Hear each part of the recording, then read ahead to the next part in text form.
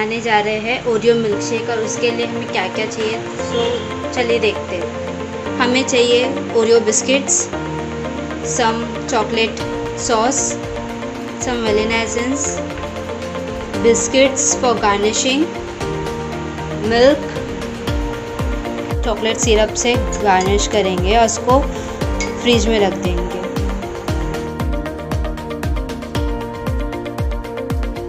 इसे अब हम फ्रीजर में रख देंगे फ्रीज होने के लिए। अब हम इसमें हमारा आइस डालेंगे और हम अब इसमें हमारा ये ओरियो डालेंगे।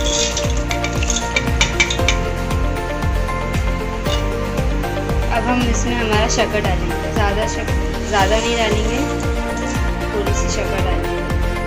अब हम इसे ग्राइंड कर लेंगे। अब इसमें दूध डालते हैं।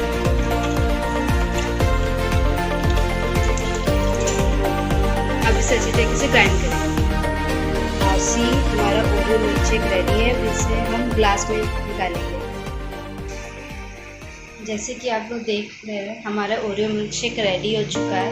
अब हम इसे गार्निश करेंगे। नाउ हमारे Oreo milk shakes are ready. मैंने इसके ऊपर चॉकलेट का क्रिस्पी वेफर्स डाले और इसके मैंने चॉकलेट सॉस और सम चॉकलेट पाउडर से गार्निश किया है।